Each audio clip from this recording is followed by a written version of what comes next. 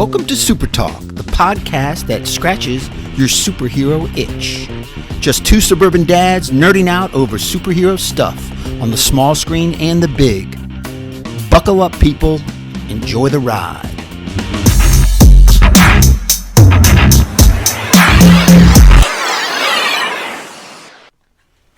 Keep up the support, YouTube. We really appreciate it. Thank you.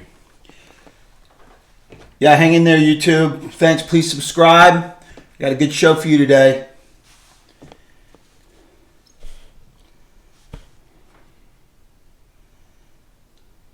All those are locked down. You ready to roll, baby? Let's roll. In 3. Welcome to SuperTalk, the weekly podcast dedicated to news and reviews of comic book media on the big and small screen. This is episode number 33, the Eddie Murray episode. I'm your host, Brian Professor Pettis, and with me, as always, is my illustrious co-host, Titanium Tony Estrella. Titanium. Professor! How you doing? Good, man. Take us to school. Good show today. We got What If review. We got a Eternals trailer review. We got Titans, I guess the 4th episode review. We're going to get all into it. And we got some exciting news, too. So hang out for some exciting news. We got a little Spider-Man blip. I tell you what, we've gotten through the lull, I think, of the summer, and we are now kind of in what I think is like prime time for comic book media right now. So I think we've got so much to talk about each week, and even with the little minor episodes that are coming out each week, we're like, hey, let's put together some show notes and figure out what we're going to talk about. Well, there's so much stuff to talk about that we really don't have a problem doing that. So. No, there's news coming out daily. And it's going to keep coming, I think. I think you're right. That lull has come and gone. It's come and gone. Right. We're in the thick of it, ladies and gentlemen. All right, well, before we get started, we want to start by thanking the listeners who bring the show to you, and those are our patrons. Patreon.com/SuperTalk. That's how you can support the show directly. All it takes is sign up to become a patron. Means you want to donate $1 every time we put together an episode. When it releases, you donate $1. That's about it. And now you're one of the listeners that's sponsoring the show and bringing it to the audience. So those patrons out there, we thank you again for everything you're doing for us. If you want to be a part of that list, go to Patreon, patreon.com/SuperTalk. Yeah, thank you to those folks and those fans that join that. We really appreciate it, and it helps, trust me. All right, well, let's do it. Let's jump right into the reviews this week. And, of course, our reviews are sponsored by Gooder Sunglasses. Goodr.com is how you get to their website, Gooder.com. You want to order some sunglasses. I'm going to tell you, we had some practical use of these things this weekend, didn't we? I'm still sore. Well, I'm still sore, Professor. That has nothing to do with the Gooder Sunglasses. But let me tell you, I was sweating my ass off, and I was jumping around. I was diving for balls. Those glasses didn't move off my face. You and I played pickleball for about 2 hours this weekend. Yep. And we were hot, sweaty messes most of the time. It was because warm. that's what we big guys like us happens. It was warm. Yes, but those glasses were awesome. Solid. Stayed on our face Solid. the entire time. Yeah. I've never slipped down my nose. We're awesome. Yeah. Good stuff. Go check them out. Gooder.com, Goodr.com. $25 gets you high quality polarized lenses. They're just fantastic. Yeah, they just opened up a new store in I think Ventura Beach. Is it Ventura? Is that am I saying it right? Venice Beach. Venice Beach, a brand new store. I'll put a picture of it up for YouTubers. But yeah, just opened up a brand new retail store, Venice Beach. It kind of looks cool, like a fun little place. So, awesome. Yeah, good for them. All right, well, let's get into the reviews, and we've got a bunch of things to talk about. First, let's jump right in. We had a new What If episode this week. What if T'Challa became a Star-Lord? Pretty special, I thought. I mean, across so many spectrums. It really was. The story was outstanding. It was such. Remember when I said last time these What If episodes, they stay on the same rails as the original stories, but they deviate a lot as far as the storylines. This was absolutely really cool. I mean, it was just the way they laid it out of why they got him and how it was a kind of a mistake because he sent. Yondu sent some guys down to pick up somebody, and they picked up the wrong sensor from the terrestrial sensor. I guess they were reading the vibranium. Picked up the wrong guy, and just what he did in space and everything. It was. This is one of my favorite episodes. Not that I have a lot to judge, but I'm talking about it was one of my favorite episodes. I think that what you just mentioned is one of my favorite parts of What If. The explainer behind why there's a deviation in what we know. They weave it into the story. They're like, the story. Well, let's say what if Yondu decided to leave, picking up Ego's child from Earth to a couple of his cronies, lackeys, instead of doing it himself. Right. Well, and they said, well, we just needed to pick up some Earthling. We didn't know they were all different. And, we read some space metal, and we figured that's where it came from, so that's why we went and got this kid. But what happens from there is pretty special. And again, from Jump, and not necessarily from Jump, because he was a kid in the first couple minutes of the episode, but the adult T'Challa we saw, voiced by Chadwick Boseman, to hear him play that role again was pretty special. Yeah, it was cool. It definitely, and it was him, and you could tell it was him, and it resonated. And I thought that, again, the story was so impactful. How he was like not really a thief, but more like a modern day or a space Robin Hood. Stealing from the rich, giving to the poor. He was famous throughout the universe. Hysterical. Yeah, so awesome. One of the other things I wanted to mention in this episode specifically, I think almost everybody, with like one or two minor exceptions, almost everybody came back to voice their character in this episode. So, and there's a lot of characters, and this includes Josh Brolin as Thanos. This includes Nebula, the chick that played Nebula. Right. Mm-hmm. This includes Michael Rooker as Yondu. Yeah. They all came back. Sean Gunn's brother, Tim Gunn, I think it is, plays one of the guys, one of the Ravagers. They all came back to voice these characters, and I thought that was really cool. Really cool part. Benicio del Toro came back as the Collector. Yeah. I mean, they all came back. Drax was the only one, and apparently the story behind that was that Dave Bautista's agent never gave him the message that they wanted him to do this. And he would have done it. And he would have done it in a second. There wasn't a conflict. There wasn't he just was never told. Nothing. And he was a little bitter. He was At pissed. First, he went back and he said, they never asked me to do this. And then later his agent was like, well, yeah, they kind of did. My bad. It was on a sticky note. You didn't get it in your refrigerator? But it's amazing that even if he found out late, they could have gone back and re-recorded his parts, I guess. But they probably already paid the other guy to do the voice or whatever. But yeah, I thought that was really cool. But again, one of the best parts of this episode is, and I wonder how much Chris Pratt feels slighted by this a little bit, that Chris Pratt becomes Star-Lord and all this stuff that we've seen in Guardians of the Galaxy happens, and then T'Challa becomes Star-Lord, and he's like this modern day Robin Hood. Everybody knows him and loves him, and he's like a hero of the multiverse. He's a hero. He's world renowned. I mean, universe renowned. I mean, everybody loves the guy. The iconic scene from Guardians of the Galaxy where he goes to steal the Power Stone. Yeah. We have that same scene, and remember Chris Pratt in Star-Lord in the original Guardians of the Galaxy says, "You might know me by another name, Star-Lord." He goes, "Who? Star-Lord?" Yeah. And this time he says, "Oh my gosh, it's you! Yeah. It's really you!" He's a total fanboy. Oh yeah, he's a total fanboy. Can I take a selfie? Awesome. It's so funny. It was great. It was awesome. And then just from there, finding out that he's kind of leading the Ravagers, and they've become this, like you said, it's Robin Hood and the Merry Men. They become this band, like a lovable group of people that people want to be with. And then the fact that he talks Thanos out of his destiny, and he joins the group, the Mad Titan. I thought that was hilarious. Let's tell the story about how you talked the Mad Titan out of not trying to kill Captain Genocide is what they named. Yeah, he's like it's very efficient, but he was very friendly, and Josh Brolin again came back to play his role. But so that was another big twist. Yeah. The other big twist is that they had kind of this plot with Nebula to get something from the Collector. A double cross into a triple cross. Right. Yeah, it was cool. It was like an Ocean's 11 type theft going on.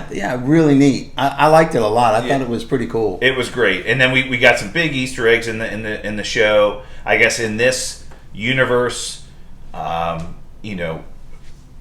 Thor might be dead because the Collector had Mjolnir in his collection. He also had Captain America's shield. He also had Hela's helmet that now he could create necro swords and all these other things. I mean, so there was a lot of things in his little collection that you wouldn't have thought would be in there.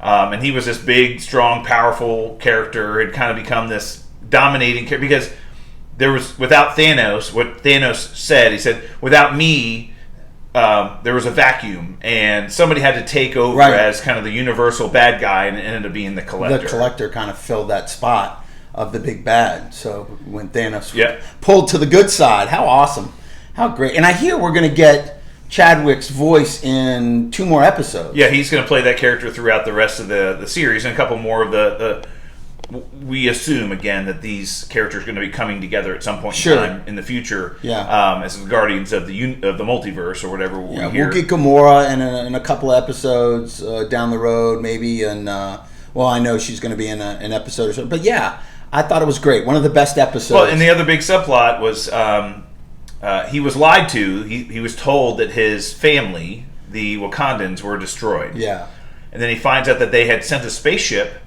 out to look for him, and they couldn't find him, but they ended up taking the Wakandan spaceship from the Collector, and he ends up flying home. Yeah, they go home, and he reunites with his family, and so he's now back on Earth with all of his Ravager friends. Now they're kind of, that's where the episode really ended. Was they're now reunited, and we'll see where it goes. Oh, they actually had a cool end credit scene with Ego going into the Dairy Queen where the original Star-Lord Peter Quill's working Dairy Queen, sweeping up the floor, and Ego walks in. That was pretty cool. That's a nice little twist. Yeah, so it was a good episode, really good. And again, these have been entertaining, good storylines, and the fact that these actors came back to voice their characters is great. Even some of the smaller parts, have 1 or 2 lines. They're still the guys that played the role, which is really cool. Yeah. All right, cool. Yeah, let's get into Titans. Yep, season 3, episode 4. So again, they dropped the first 3 episodes last week, and then this Thursday we got episode 4. I'd say good episode. I wasn't blown away like I was with the first 3. Yeah. I saw this episode. I think you're being generous. I think it's a filler episode. I thought this episode was really kind of one that moves the plot forward. Yeah. Nothing really substantial happened. A couple minor things, but it was one that was kind of moving the plot in the direction they're trying to take the show. Yeah. Right? A filler episode, I think. It was okay.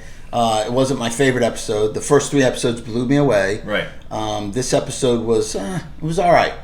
It was somewhat entertaining. I mean, Blackfire was a disappointment. I thought she was going to be more powerful than what she is, apparently, or was. Well, and the way that they chose to introduce her, because when we saw at the end of season 2, she had basically come to Earth and was on a mission to kind of basically kill her sister. Yeah. Because her sister has a claim to the throne, and she was pissed. Yeah, she's very powerful, big bad. Right. In this episode, we find out she's been captured by the U.S. government, was being held against her will, and had some mind connection to Starfire. To her sister. And she came to kind of basically, with Garth, rescued Blackfire, and the 3 of them left this government facility, and that was it. Yeah.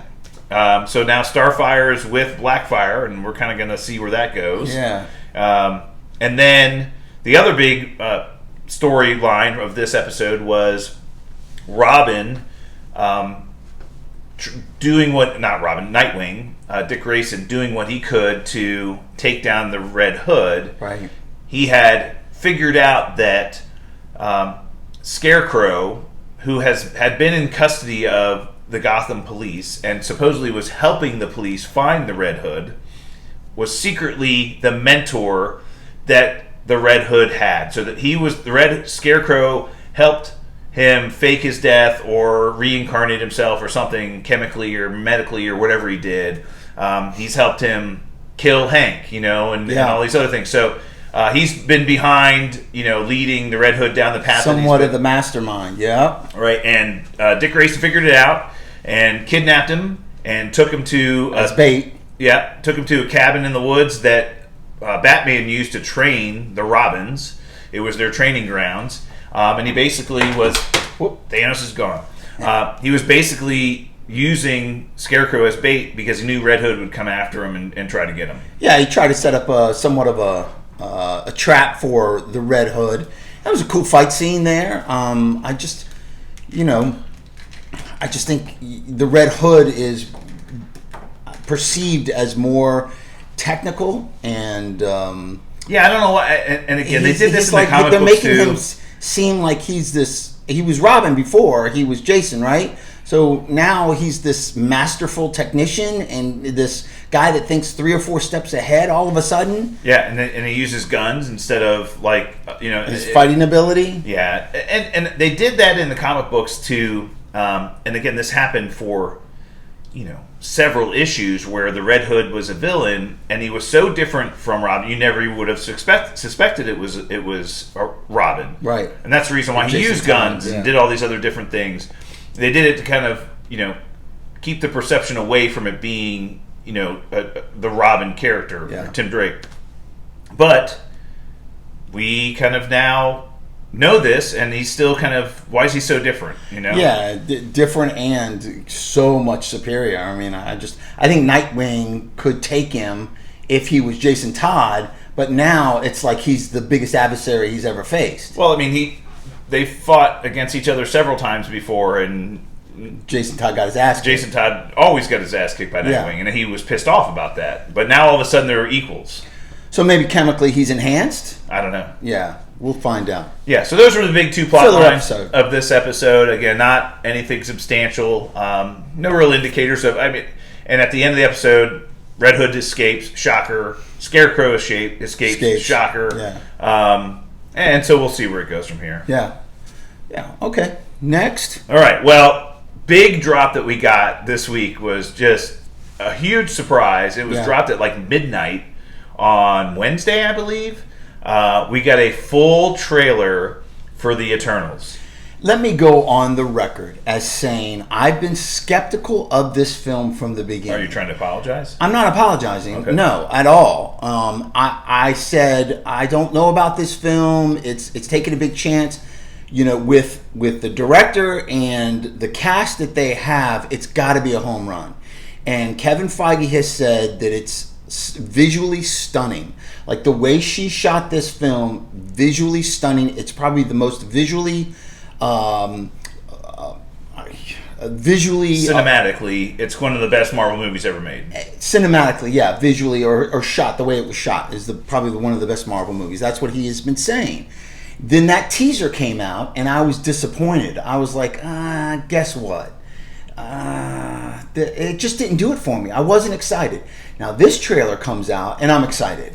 This trailer is, and I will tell you this thing. I'm still a little weary of. I don't like the way they've done the Deviants.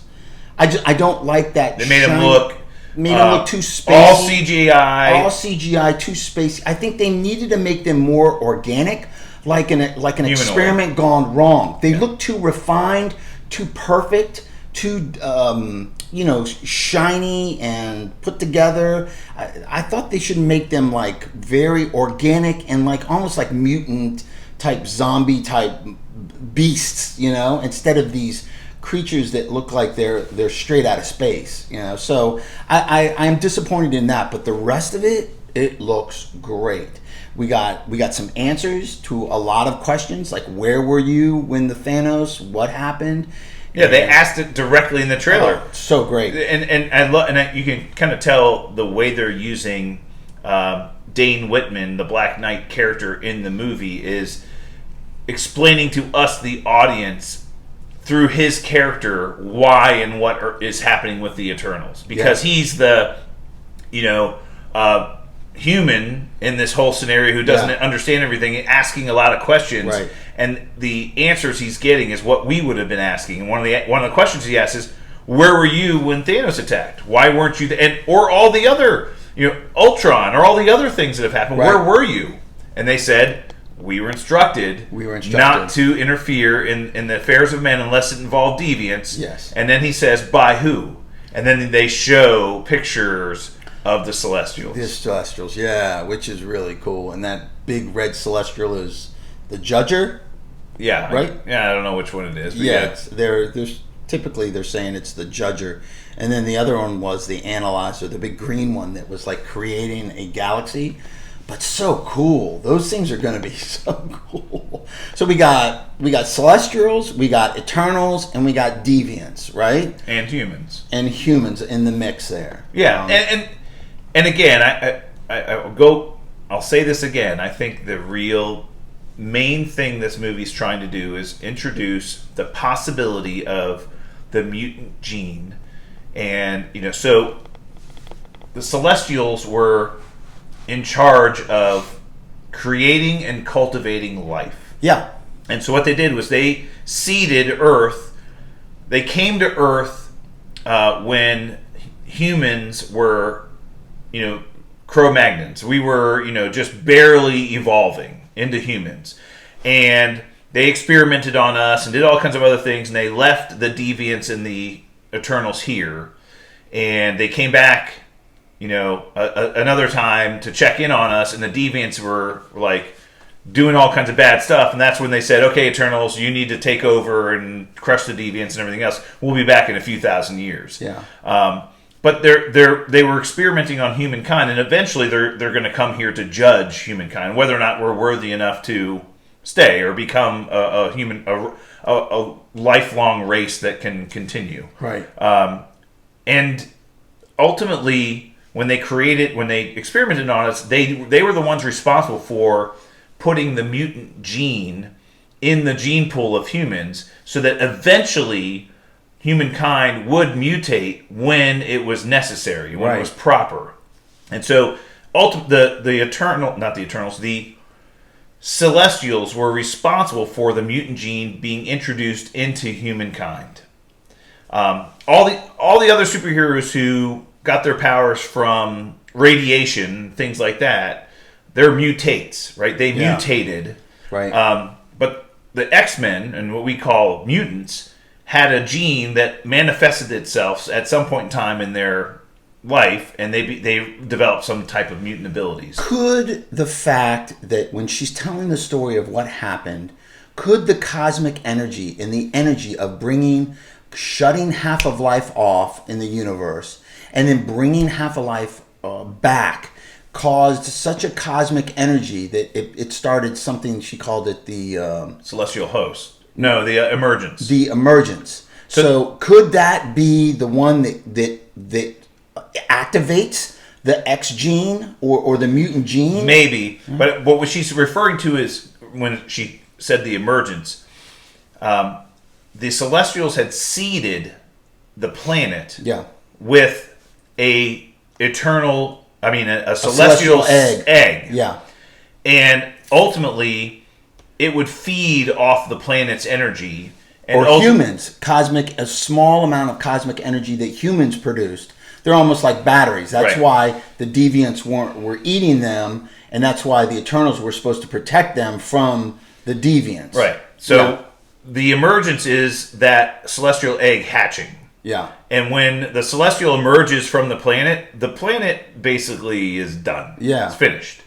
And so her explanation is the energy that was created by the snap, Hulk's snap, when he brought back the universe, half the universe, it released so much energy that it jump-started the emergence. Yes. And it basically made it go faster. Yeah. And she said they have 7 days before the Celestial hatches out of it. And when Celestial hatches, again, the planet is done. Yeah, it's going to be dead. So they've got to figure out some way to either stop it or slow it down, or maybe not. Maybe not. Who knows?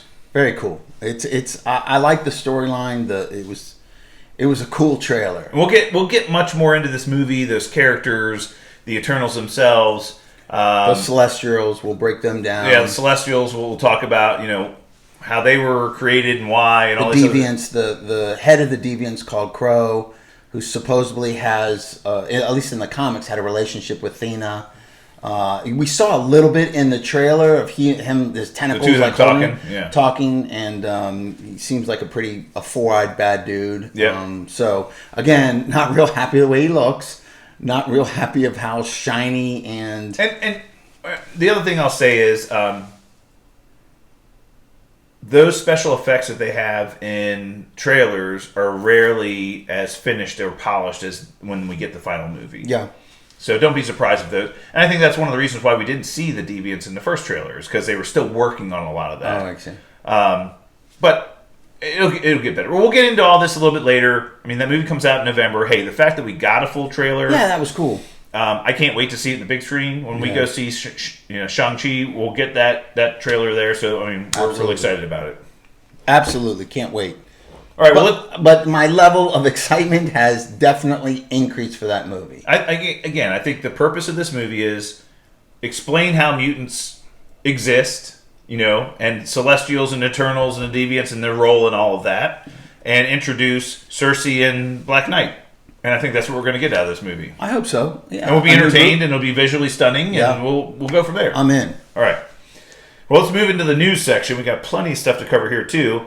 And this is, of course, sponsored by BSB, bsbswag.com. BSB, you lifestyle son of a bitches. I love you. Yeah, so if you want to go check them out, bsb.com, bsbswag.com is how you get there. Hats, shirts, polos, pullovers.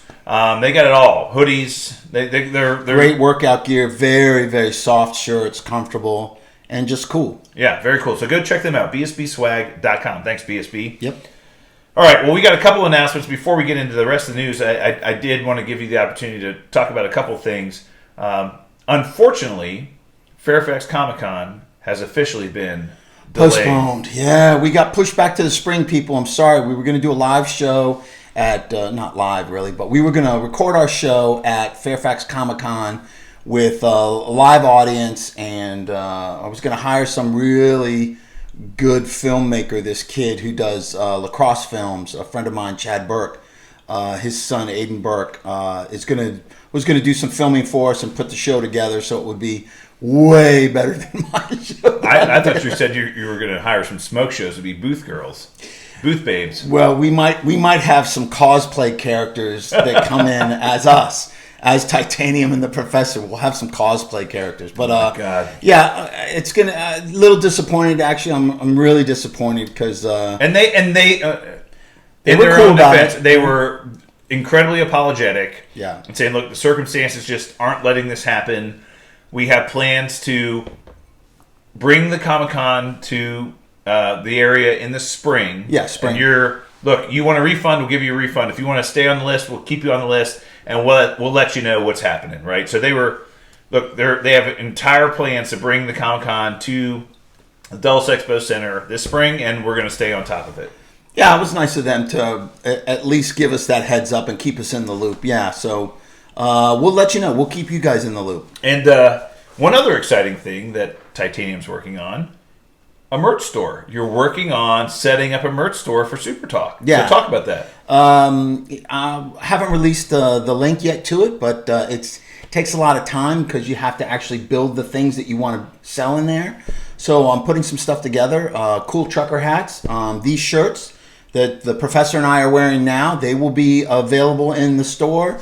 We'll have a couple other things, some workout shirts, some T-shirts, our famous T-shirts that have been seen in Hawaii lately, if you've seen the Instagram post. So yeah, that's going to be exciting. It just takes some time, but yeah, be on the lookout for that coming soon. Yeah, merch store. Yeah, Titanium's working on that, and we'll announce that not only on the show but in our social media feeds as well. So, absolutely. Yeah. All right. Well, the other really exciting thing this week. On Monday was the Hollywood premiere of Shang-Chi and the Legend of the Ten Rings. So we had the red carpet. They did the full Hollywood premiere out in L.A. Kevin Feige was there. All the stars of the movie were there. They screened the movie for an audience. And then the next night was a screening for media. We'll say media, and you and I were literally like 30 seconds away from going to this thing. Yeah, we were pretty close. An inside lead on some tickets, and I just didn't get to it in time, and unfortunately wasn't able to do it. But anyway, there were a bunch of people who did get to see this movie. Yeah. And here's one of the things that happened. Marvel came out and said, you are allowed to give your first impressions. Look, you can't spoil anything. You can't talk about specific things that happened in the movie. You can't give away any of the plot details. You can't talk about anything that happened. End credit scenes, nothing. But you can say there is an end credit scene, but you can't say what was in it. Is. But you're already allowed to give your first impressions. And literally Tuesday morning, Tuesday afternoon, Tuesday evening, the internet was blowing up from people who had been to see the movie. And what I saw was an incredible amount of energy and excitement. Like, people were coming back, like literally jumping online the minute they just got out of the theater, going, this is so awesome. I'm still like shuddering from watching this movie. It's so great. So the initial impressions were off the charts.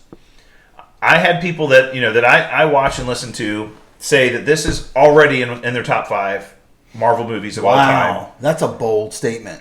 Think about that. Wow. Has nothing Top to do with 5? any of the mainstream characters we've seen. Wow. There's like no A-list characters from the comics. No A-list actors. No or Superman. actresses. No Batman. No Iron Man. No Wolverine.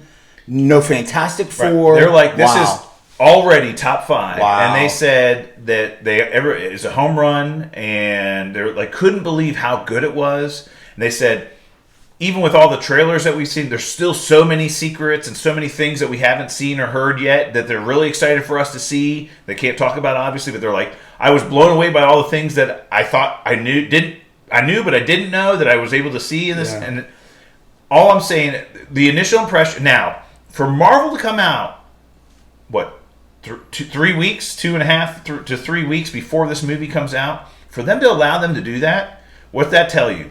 That tells you they're confident about how well this movie is going to be received. No question. Because they wouldn't let them do that. Oh, they wouldn't let people talk about it. And they wouldn't put it out this early. They wouldn't give a screening. They wouldn't give screenings all over the country. Those screenings were all over the country. Right. So they wouldn't have done that. You're they right. Would not have had those screenings, and they this. would not have let anybody say anything, even if they were able to go to those screenings. Right. But they said, no, you can give your first impression. Sure, absolutely. So that's how confident Marvel is in this. That they're going to do well. And the fact that we got positive reviews, the excitement for this movie, and you and I talked about this last week, Titanium.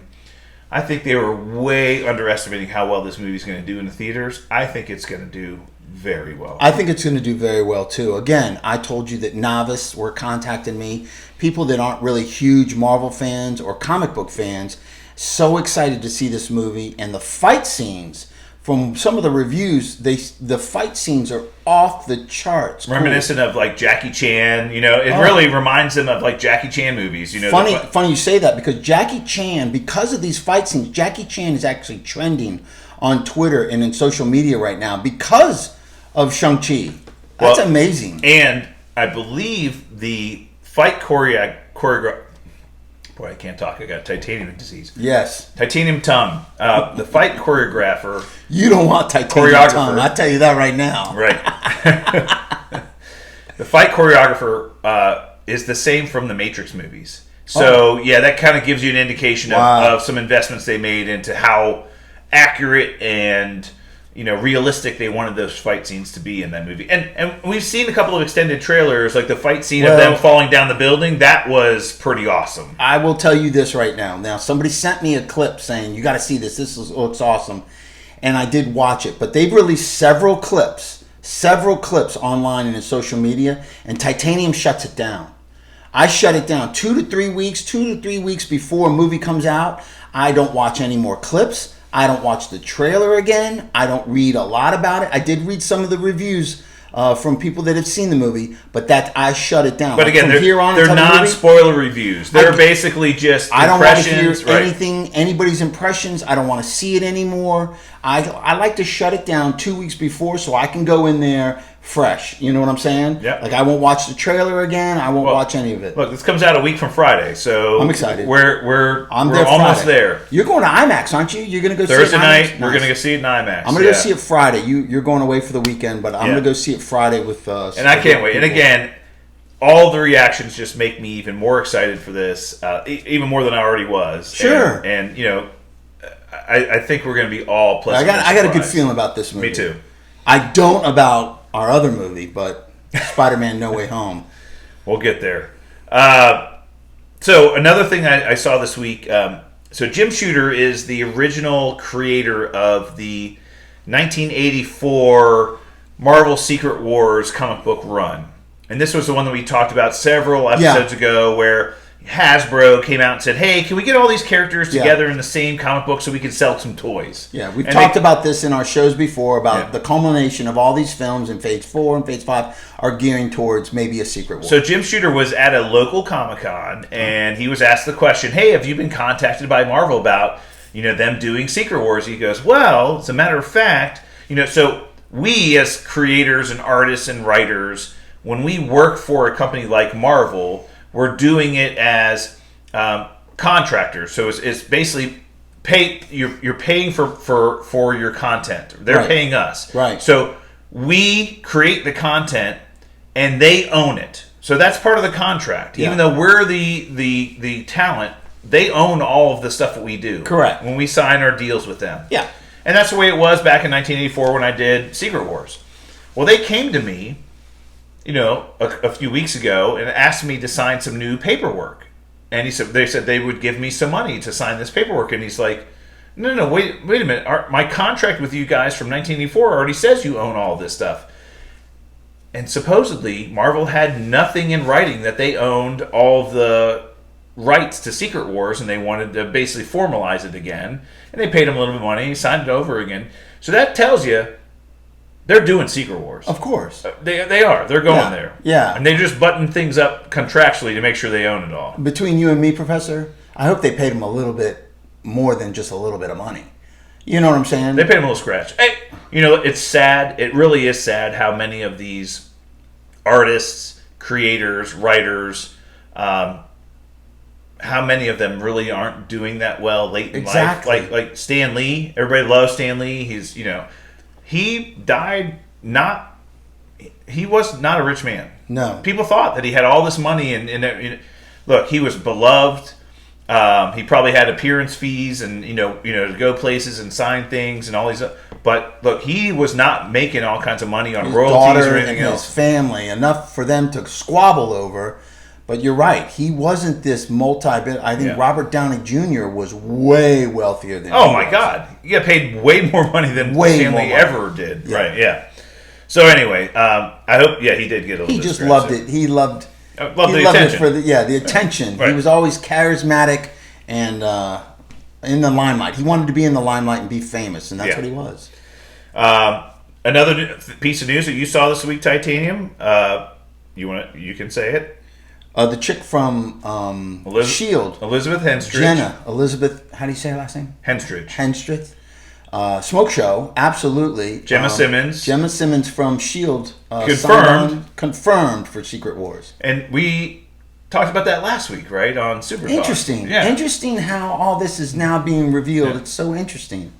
Yeah. And it's funny how our topics of the week seem to be topics of the week or topics now in a lot of other people's YouTube shows and podcasts. Isn't that interesting? Interesting. Yeah. Yeah. A small little operation like ours, how we're... Someone's listening. Yeah, hopefully. Hopefully somebody important. All three people out there, hopefully. The three who keep watching it 2,000 times a week, and we really appreciate it. And we saw an official announcement, not really a big surprise here. Anthony Mackie did sign a contract to star as Captain America in Captain America 4. They finalized it. We knew that was coming. We talked about it months and months ago. You and I knew that was coming. We talked about it, and they just formalized it. They just got him. They got him buttoned down into a contract. Yeah, and I think all these actors work on.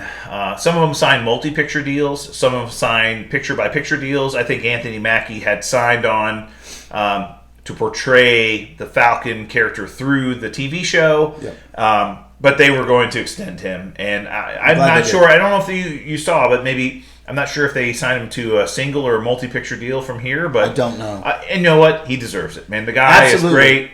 Did a great job with the television show. Can't wait to see Captain America 4 and him in that suit again. Yeah. I hope Sebastian Stan gets nailed down for that. He's becoming very popular. For sure. And then another big byproduct of Shang-Chi coming out this week is we got a lot of Kevin Feige. So he was on the red carpet. He was they're now ramping up this promotional engine behind Shang-Chi, and they're really trying to get people excited about this movie. So he's going on to every television show. He's going on to web shows. He's going on to YouTube shows. He's being interviewed by everybody. He's blabbing. And he's being incredibly forthcoming about a lot of things. Now, he's being Kevin Feige, so he's holding back the things that he needs to hold back. But he's being asked direct questions, and he's given some answers that we've been wondering. He's dropping some bomb. Yeah. Ironheart, he dropped that. Yeah, so this is a story that we got that, what's her name? It is Dominique Thorne. Dominique Thorne, yep. So she was added to the cast of Wakanda Forever. Rhea, I forget her last name, but she plays a character, Rhea, an MIT genius that reverse engineers the Iron Man suit to her own suit. And she's going to be in Wakanda Forever. She's going to be in Wakanda Forever. And she's also going to be in her own Disney Plus series called Ironheart. Yes. They've already talked about making that. But she's going to be introduced in Wakanda Forever. Now, I guess the assumption now is any chance that Shuri is kind of like a mentor to her, and potentially the new Ironheart suit is made out of vibranium. Of course. It has to be. How cool. Yeah, that would be awesome. Yeah. That would be awesome. Yeah. I still don't know how that movie's going to shake out. I'm a little... I'm excited I've because got faith in Ryan Coogler. I think he's incredibly talented. So. I just wonder how it's going to shake out without the main character. It'll be interesting to see. Well, speaking of Wakanda Forever, we know that Namor is going to premiere in that movie. Now, that's going to be huge. One in the comic books, so when the Celestials come to Earth, it's called the Celestial Host. There's the first Celestial Host, second Celestial Host, third Celestial, different hosts. I believe it's the third Celestial Host. Some bunch of stuff happened, and it caused Atlantis to sink into the ocean. So the Celestials are responsible for Atlantis sinking into the ocean. Apparently, they tried to sink the city of where the Deviants were. Right? Like their stronghold, the Deviant stronghold. And they sink that, but they sunk Atlantis as well. It'd be interesting. That's cool. I wonder if that kind of happens in the Eternals movie, and which leads right into Wakanda Forever. So that'd be a cool after credit scene. That would be awesome. So one of the other things that Kevin Feige confirmed this week is, there's been all this, speculation about when the Spider-Man trailer's coming out. And he did confirm, look, you're going to get a trailer before the movie comes out. We're not going to release a movie in December without giving you guys a trailer. It's going to happen. Right. Now, he didn't say when, he didn't say where, but it's going to happen. Look, all the rumors are exactly as you and I reported last week on SuperTalk. We've got CinemaCon coming tomorrow. Monday. Yep, tomorrow. Between the hours, I think, of 4 and 7 p.m. Pacific time, we're going to have, it's exclusive to a closed audience, but what we've been told is... The theory is that Sony is going to release that No Way Home trailer during CinemaCon, and we're either going to get it tomorrow morning, knowing it's going to be released tomorrow afternoon or evening. We're going to get it tomorrow evening, exactly when they show it to CinemaCon, so they do it at the same time. Which is my guess. Or it's going to be done after the fact, or Tuesday morning, because people are going to come out of CinemaCon and they're going to go online and say, guess what I just saw? I just saw the Sony trailer for Spider-Man. Here's what I saw. Right. Why not just release it at the same time? We all get to see it. Right. Brilliant. Yeah. I mean, everybody's tuning in to CinemaCon. I think it comes out tomorrow. As we reported last week, I think it's going to come out tomorrow. I definitely now think it's going to be in the Shang-Chi trailer. For sure, it'll be in there. In the theater? You mean in theaters? The theater. Yeah. It'll be a trailer for Shang-Chi before the movie. There's no way they show it at CinemaCon and then don't show anything to... I mean, because then you're going to have a few hundred people blabbing online about what they saw, and why not just show it at that point in time? Of course. Yeah, so worst case scenario, I think we get it Tuesday morning, but I think it comes out same time. I think it comes out tomorrow night. That'd be awesome. It would be cool. We'll be glued. Yeah, for sure. And we do know, he did confirm, but we do know that Shang-Chi is going to be part of future projects for Marvel. So whether he's part of the next Avengers movie or some other movie in the future where he has a partner role. Look, Simu Liu, who plays Shang-Chi in the movie, he's been a star, and everybody says how great he did with that role, and I'm excited for him. I've got a little theory to drop on my... Shang-Chi here. Okay, hold on. Kids, pull out your notebooks, your pens and papers. The professor's about to drop some knowledge. I love this. Here's a theory. We haven't talked about and I don't this. know this because I've read no spoilers. But here's once something again, I'm thinking you're now. batting about 700. Okay? Okay. In what we've seen in the trailers and what we've seen about the movie, the plot of the movie, we know that Shang-Chi's father is a man named Wenwu. And you look at all the toys, and he's listed as Wenwu. He's got the 10 rings on his wrist. He's listed as Wenwu. He's referred to that in IMDb. He's referred to that by Shang-Chi. But he's never referred to as the Mandarin. Okay. I have a feeling... Oh, shit. I know where you're going. There is a Mandarin in the movie. And it's the original one. We don't know who he is. We haven't seen him yet. We haven't seen him in the trailers. Interesting. We, have no idea where he is, who he is, where he's been sitting, what's been happening to him. But I believe we're going to get the real Mandarin in the movie, but it's not Wenwu, who is currently Shang-Chi's father with the 10 rings. That is not who the Mandarin is. I believe we're going to get the real Mandarin in the movie, and that's going to be one of the big surprises in the movie. Could it be Ben Kingsley? No. I think he's in the movie. For sure. In the movie. For sure. He was in the premiere. Yeah, he was at the premiere. He was at the premiere. Shockingly. Pictures, yeah. No, I don't think it's Ben Kingsley. But I do think Ben Kingsley's in the movie because he's been basically held captive by the real Mandarin. Yeah. But I do think we get the real Mandarin in the movie. Nice. So, but it's not anybody we've seen in any of the trailers or anything else. But that will be, I think... The big shocker? A character that we see going forward in the MCU. Big spoiler by the professor. Theory. It's a theory. Total fan theory. I get it. It would be cool, though, if it was Ben Kingsley and he was only Trevor... Whatever. Trevor Slattery was pretending. That was his other character but he is really the Mandarin. That would be cool. All right, well let's jump into the topic of the week this week, and this, of course, is sponsored by our friends over at Studio GG Studios, our boys. We love you guys. Studio GG Studios, lip smacking. The new Sensitive one is Timmy. Sensitive Timmy. That's right.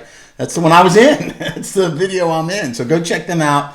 You get paid royalties daily. I don't know how you don't know that. Yeah, I mean, definitely.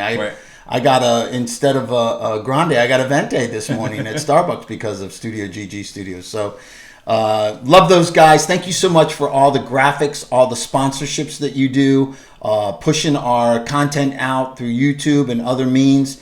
Thank you so much. We really appreciate it. Yeah, love guys, you guys. thank you very much. We really appreciate that. So we've got a great topic of the week this week. I gave you a mission.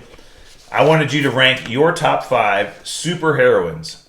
And you had some questions. You're like, you mean the actresses that play these people? No. I'm one-minded. We already did the smoke show episode. But I want to go back to the smoke shows. I have smoke shows on the brain.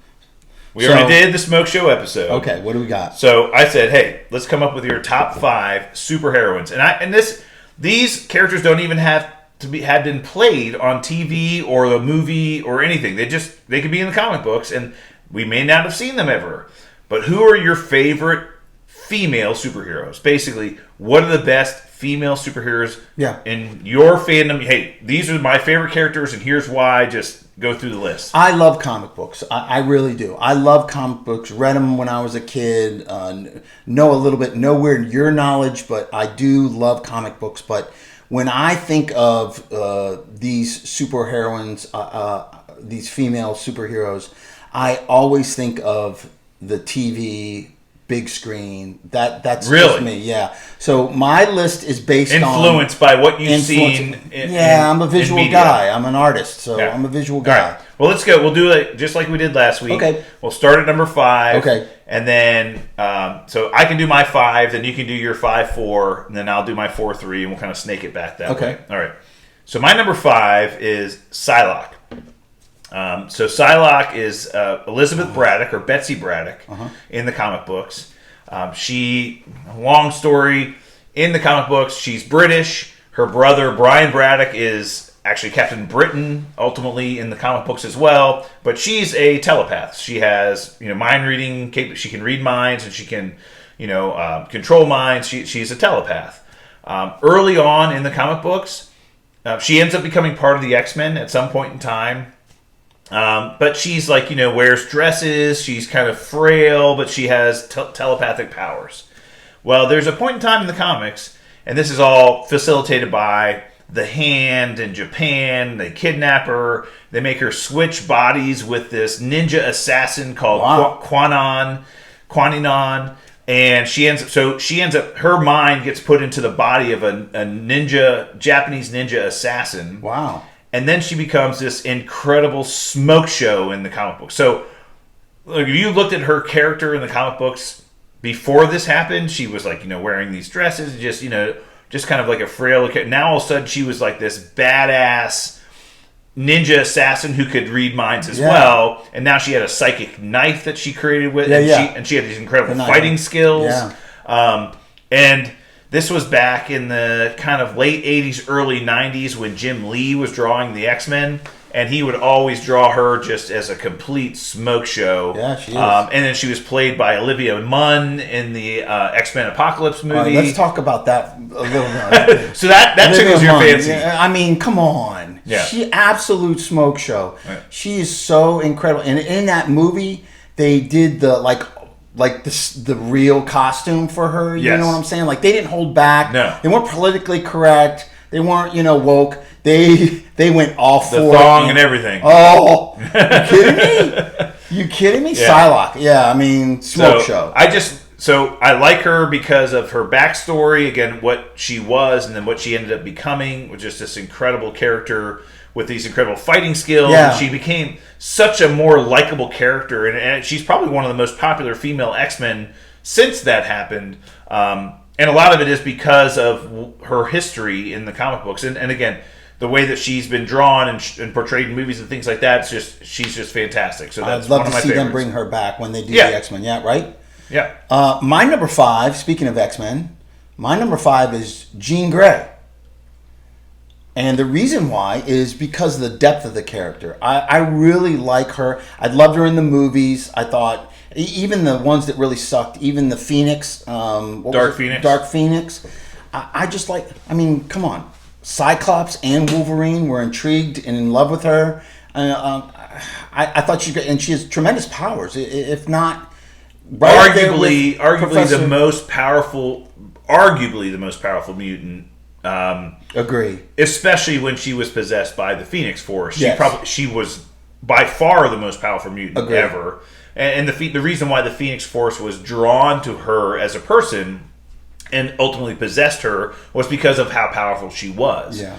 That Phoenix Force said, hey, I'm going to find the most powerful kind of human out there who happens to be a mutant.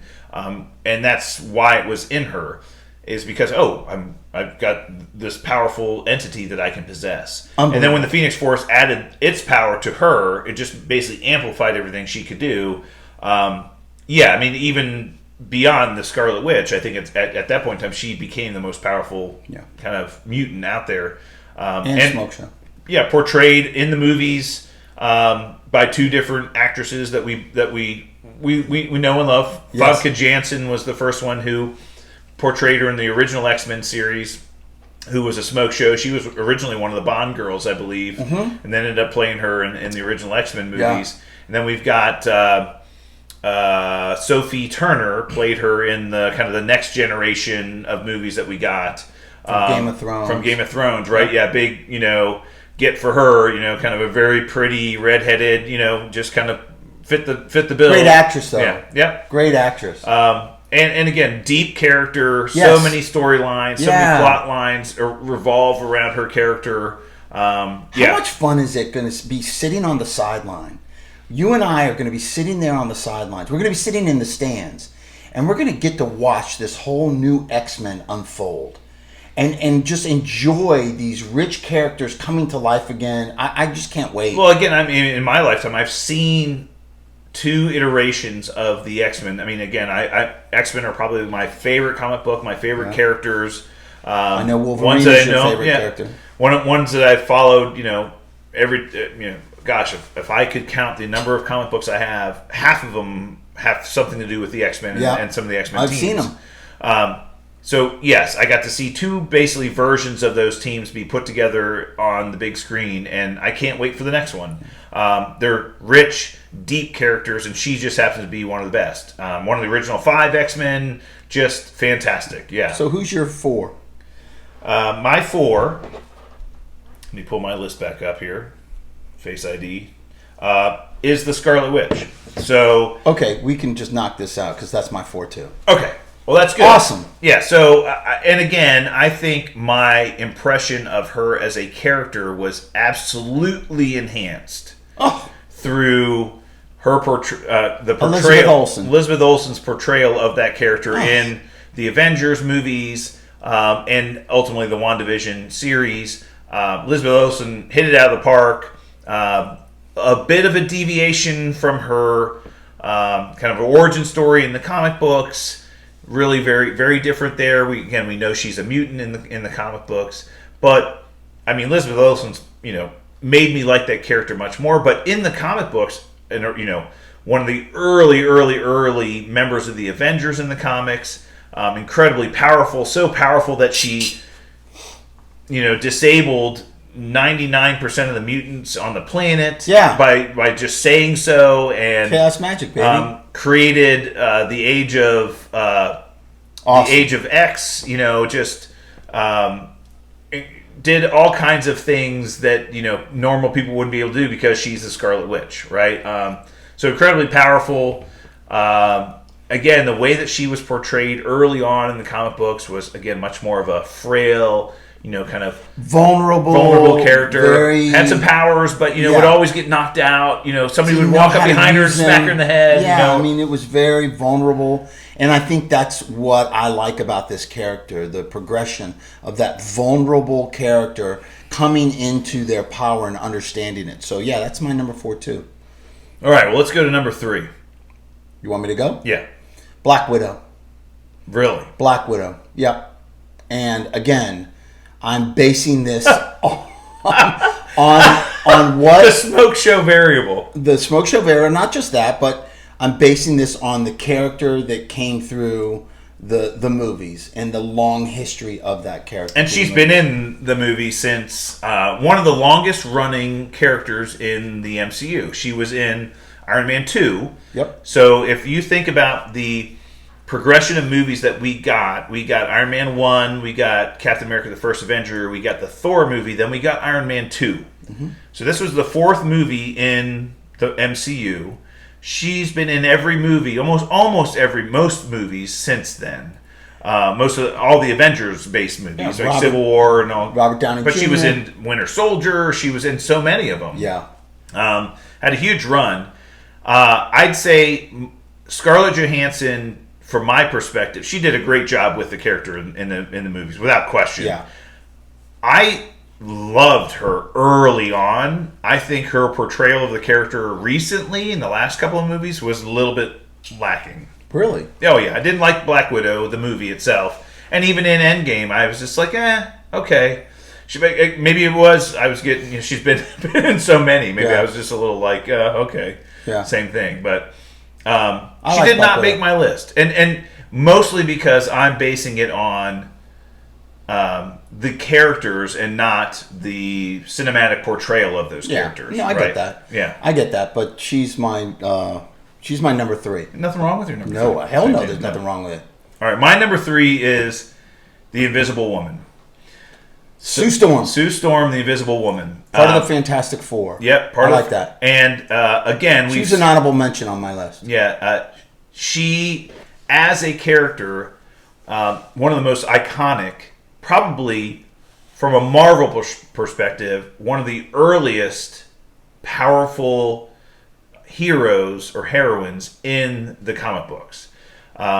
She was one member of the Fantastic Four, but the only female member, and was given a power that was pretty special. Not only could she turn herself invisible, but she could create, invisible bubbles and all kinds of other things, and had a pretty special power and a lot of responsibility on that team. And she was one of the characters that I think early on, and this is again back in the 60s when, women were not in a position where they were given a lot of credit. she was elevated, I think, above and beyond a lot of the villains that they were fighting, who were predominantly male. But portrayed by an incredibly Jessica Alba. Hello. Yeah, smoke show. Hello. And again, there's rumors abound about who's going to portray that character. That'd be interesting. Going forward. But and then we said Kevin Feige on all these interviews, he came out and said, he goes, you'll be very happy with the casting of the Fantastic Four. We're going to have some seasoned veterans and some new faces. Well, he said I would anticipate that the casting will be just like every other casting for Marvel movies that we've had thus far. We have some well-known, seasoned actors and actresses that people know, and then we have these unknowns that people don't know that ultimately are perfect. Yeah. Right. And that's cool. And I think, hey, if you put two fairly well-known actors or actresses in that team, and then two relatively unknowns, I'm happy with that. Me too. Sure. Oh, that's awesome. Yeah. Which is, frankly, what they did with the original Fantastic Four. Yeah. They put Jessica Alba, very well-known, and they put Michael...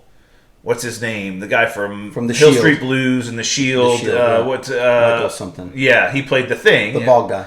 But he was very well-known. Yeah. And then they had, Chris Evans and not well-known. The other guy. I don't even play Mr. Fantastic, but he Yeah. was very not well-known either. Yeah. But anyway, I think they'll do a great job with it. So cool. She's my number 3. All right, why don't you go with your number 2? Number 2 is Batgirl. And I base this on a crush. Which version? The Batgirl back in the Adam West days. That the redhead. You know what I'm saying? Well, she had a red wig. Yeah. But the Batgirl back in the Adam West days, that version. She's cute. Oh, I had a crush on her as a little boy in my childhood. That was my crush. Was Batgirl in those movies, in that show. So she's always held it special.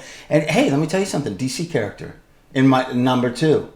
DC character in my number 2. I don't think we've seen her portrayed. I don't think we've seen at all. Even the Batwoman show on CW. Well, that's Batwoman, different character. I get it. I understand that, but I'm just saying the female Bat version has not been done well. We've seen the closest, and again, we saw Barbara Gordon is now in the Titans, but she's disabled. Oracle. This is Oracle. This is a post. Right. This is after the Joker basically shot her and paralyzed her. But we haven't seen Batgirl in any movies. Silverstone did a version of Batgirl. Yeah, but it wasn't Barbara Gordon. No, and it wasn't good. So yeah. We haven't really seen, but I based that decision. On the 60s TV show. Yeah. That's kind of cool. Yeah. I like that. All right. I'll give you my number 2, which is Jean Grey Phoenix. So that was my number 2. But again, I'm going to gravitate towards what I know and what I love, and that's the X-Men, and again, just I think they've done a pretty good job with that character in the movies thus far. They can do better. I was going to be disappointed if she was not on your list. Oh yeah. As a matter of fact, I knew she had to be on your list. You are an X-Men fanboy, so I knew. Yeah, absolutely. And again, part of that is the late 80s, early 90s television show, the X-Men cartoon that was on Saturday mornings. Yeah. She was a huge part of that show. Awesome. And her powers, like you said, if awesome. you could have 2 powers, those would be 2 that you would have. And yeah. So, all right, what's your number 1? My number 1 is Wonder Woman. Well, that's my number 1 too. So we'll just of course cross it's off number. That's it. Right. My top 2 are DC characters. That tells you when growing up, I was a DC kid, man. I was a DC. So Wonder Woman. Not just because of the recent films. Gal Gadot is absolute smoke show, and I think she has done a great job. All she's done is made that character better. Oh, no question. But I love the character even. What a home run! She hit with that. Watching the cartoon, the Wonder Woman cartoon, and watching the her flying in the invisible jet. I grew up watching that. Yeah. She was one of my favorite characters back then. So it's got to be number 1. It's got to be Wonder Woman. And frankly, I enjoyed what DC did with the character, and don't want to confuse the audience, but they went through kind of a reboot of the DC Comics called the New 52, and that happened, I want to say, kind of in the early mid-2000s. And when they did that, they changed Wonder Woman a little bit and made her a little bit more badass, and she could fly, and she had a sword, carried a sword and a shield, and she was, before it was cutting people's heads off. Yeah, exactly. She was a little hardcore. More hardcore. And I really enjoyed that from a comics perspective, that character. Now, let's be honest. The reason why you and I like this character so much is because of Linda Carter. Of course. The 1970s Wonder Woman television show. The cartoon and Linda Carter, absolutely. Yeah. It's been in love with that character since then, for sure. Gal Gadot, just icing on the cake with whipped cream and a giant cherry. But what she did to portray who that character is, the motivations of that character, the abilities of that character, how special she is, was awesome. Yeah, I agree with you. And a smoke show. Absolutely. All right. Hey, Professor, let's ring the bell. I hear the bell ringing. So put away your notebooks, kids. Actually, aren't you going back to school next week? Tomorrow. Yeah. First day of school tomorrow. All right, well, that's it for us this week. We'll be back next week for more Super Talk. To get in touch with us on social media, hit us up via email, supertalkpodcast@outlook.com, or at supertalkpod on Twitter. Until then, stay super, everyone. And we're out. All right. Thank you, YouTube, for hanging in there. Good show. It's amazing in the doldrums of content here. We got so much to talk about. It's unbelievable. I mean, crazy.